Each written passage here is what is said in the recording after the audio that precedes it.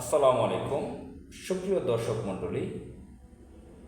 গতকাল 14ই August 2024 CMM আদালতে Salman F Rahman এবং আনিসুর রহমান তাদেরকে আদালতে তোলা হয়েছিল।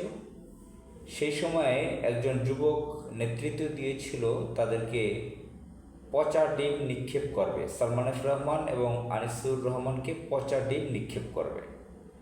এটার নেতৃত্ব দিয়েছিল ইনজামুল হক সুমন। ইনজামুল হক সুমন নামের একজন তরুণ আইনজীবী, তার বয়স 34, তার বাড়ি শরীয়তপুর জেলায়। সে বলেছে যে আমি 18 কোটি জনগণের পক্ষ থেকে তাদেরকে পচা ডিম নিক্ষেপ করব। এটা খুব উৎসাহ উদ্দীপনা নিয়ে আদালত প্রাঙ্গণে সবার সামনে, পুলিশ প্রশাসন, আইনজীবী সকলের সামনে তিনি এই নেতৃত্ব দিয়েছিলেন। তিনি বিএনপির অঙ্গ সংগঠন যুবদলেরও একজন সদস্য। তো একটি কাকতালীয় ঘটনা বা আশ্চর্য ঘটনা বা অন্য কোনো ভাষা ব্যবহার করতে পারেন।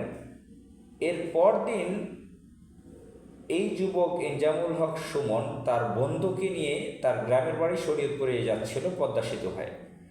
পদ্মা সেতু পার হয়ে যাওয়ার পরে তারা মোটরসাইকেল দুর্ঘটনায় ইনজামুল হক সুমন নিহত হন। তার সাথে আরেকজন বন্ধু, সেও তরুণ আইনজীবী, সে গুরুতর আহত অবস্থায় ঢাকার এক হাসপাতালে রয়েছে। তারা ফেসবুক লাইভ করতেছিল। তারা যে সম্ভবত 7 মিনিট তারা ফেসবুক লাইভ করেছে, ফেসবুক লাইভে ছিল তারা।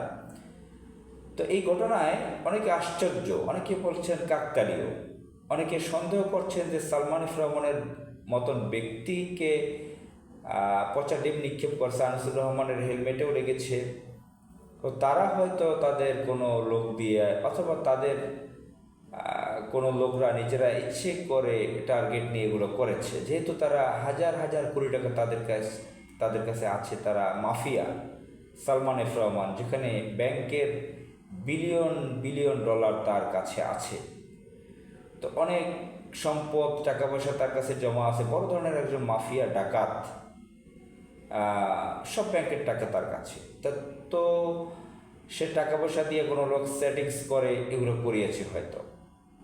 তো এটা অনেকে সন্দেহ। যাই হোক, আসলে এটা সন্দেহ তো হওয়ারই কথা। এটা বিভিন্ন এই যে ইন্ডিয়ান চ্যানেল সিআইডি আছে, সেখানে এই ধরনের অনেক ঘটনা দেখায়। ইরানে দেখেছেন যে অল্প কয়েকদিনের ব্যবধানে ইরানের প্রেসিডেন্ট হেলিকপ্টারে নিহত হয়েছেন। ইসরায়েল করেছে, এটা সরাসরি তারা বলতে পারতেছে না। আবার সেখানে ইসমাইল হানিয়াকে হত্যা করা হয়েছে ইরানে, সেটার ব্যাপারে প্রকাশ্য কিছু বলা যাচ্ছে না। তো যাই হোক, এই ঘটনা কীভাবে হয়েছে আমরা জানি না, মহান আল্লাহ তাআলাই জানে। একসময় হয়তো আমরা জানতে পারবো বাস্তবটা কী ঘটেছিল। আসসালামু আলাইকুম।